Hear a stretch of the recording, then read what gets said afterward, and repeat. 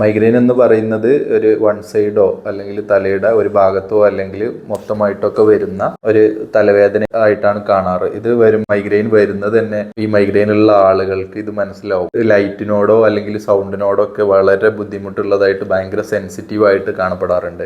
അതുപോലെ തന്നെ മൈഗ്രെയിൻ്റെ തലവേദനയോട് കൂടി തന്നെ ഓക്കാനം അല്ലെങ്കിൽ ഛർദ്ദിക്കാൻ വരുന്നത്, ചില ആളുകൾക്ക് ഛർദ്ദിച്ചാൽ മൈഗ്രെയിൻ കുറയും, ചില ആളുകൾക്ക് മൈഗ്രെയിൻ ഛർദ്ദിച്ചാൽ അധികമാവും.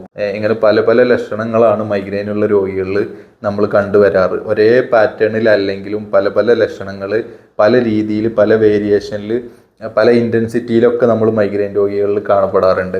ഇങ്ങനെ മൈഗ്രെയിൻ ഉണ്ടാവുന്നത് പലപ്പോഴും ഒറ്റ സൈഡായിരിക്കും, അല്ലെങ്കിൽ രണ്ട് സൈഡും ഉണ്ടാവാറുണ്ട്. ഓറ ഉണ്ടാവുന്നത്, മൈഗ്രെയിൻ വരുന്നത് പലപ്പോഴും രോഗികൾക്ക് അത് ഇങ്ങനെ ഫീൽ ചെയ്യാറുണ്ട്, മൈഗ്രെയിൻ ഇന്ന് വരും എന്നൊക്കെ. അപ്പോൾ ഇതിന്റെ പ്രധാന കാരണങ്ങൾ വരുന്നത് ഹോർമോണൽ ഇംബാലൻസുകൾ വരാറുണ്ട്, ഹോർമോണൽ ചേഞ്ചസുകൾ വരാറുണ്ട്, മെൻസസുമായിട്ട് ബന്ധപ്പെട്ട് വരാറുണ്ട്, സ്ട്രെസ് ഉണ്ടാവുന്നത് ഇത് ട്രിഗർ ചെയ്യാറുണ്ട്.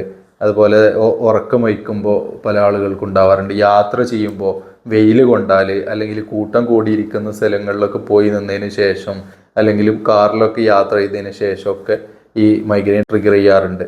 ഇത് തുടക്കത്തിൽ മൈഗ്രെയിന് പലപ്പോഴും ഇങ്ങനെ ഒരു മാസത്തിൽ വരിക, അല്ലെങ്കിൽ ഒരു പ്രാവശ്യം വന്നു പിന്നെ ഒരു 6 മാസത്തിന് ശേഷം വരിക, ഇങ്ങനെയൊക്കെയാണ് ഉണ്ടാവാറ്. അല്ലെങ്കിൽ വർഷത്തിൽ ഒരു പ്രാവശ്യം വരിക, ഇങ്ങനെയൊക്കെയാണ് പലപ്പോഴും തുടക്കഘട്ടങ്ങളിൽ കണ്ടുവരാറ്. പിന്നെ ഇതിൻ്റെ സിവിയാരിറ്റിയും അതുപോലെ തന്നെ ഇതിൻ്റെ റെക്കറൻസും പെട്ടെന്ന് ഇങ്ങനെ മാസങ്ങളിലോ ആഴ്ചകളിലോ ഒക്കെ വരുന്ന രീതിയിൽ നമ്മൾ മൈഗ്രെയിൻ രോഗികളിൽ കാണപ്പെടാറുണ്ട്. അപ്പോൾ മൈഗ്രെയിൻ വരിക എന്ന് പറയാൻ അന്നത്തെ ദിവസം തന്നെ പോക്കാന്നുള്ള രീതിയിലാണ് മൈഗ്രെയിനുള്ള രോഗികൾ സംസാരിക്കാറ്. ഇതിൻ്റെ സിവിയാരിറ്റി അത്രത്തോളം പെയിൻഫുൾ ആയിരിക്കും.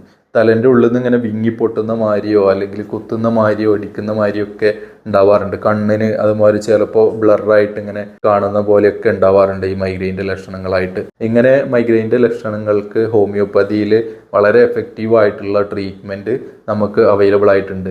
ഈ മെഡിസിൻ കഴിച്ചതിന് ശേഷം തന്നെ റിപ്പീറ്റഡ് ആയിട്ട്, അതായത് പോയിട്ട് IV ഇട്ടിട്ട് ഡ്രിപ്പ് ഇട്ട് കിടക്കേണ്ടിയിരുന്ന പല പേഷ്യൻസും ഉണ്ട്. ഇങ്ങനെ പെയിൻ കില്ലറൊക്കെ സ്ഥിരമായിട്ട് ഉപയോഗിച്ചുകൊണ്ടിരുന്ന രോഗികളുണ്ട്. അവരിപ്പോൾ ട്രീറ്റ്മെൻറ്റ് നിർത്തിയ ആളുകളുണ്ട് നമ്മുടെ ട്രീറ്റ്മെൻറ്റ് എടുത്തതിന് ശേഷം തന്നെ. റെക്കറൻസ് പ്രിവെൻറ്റ് ചെയ്യാൻ വേണ്ടിയിട്ടുള്ള ട്രീറ്റ്മെൻറ്റ് ഉണ്ട്. അതുപോലെ തന്നെ ഇതിൻ്റെ ലക്ഷണങ്ങൾ മാനേജ് ചെയ്യാനുള്ള മെഡിസിൻസും ഹോമിയോപ്പതിയിലുണ്ട്.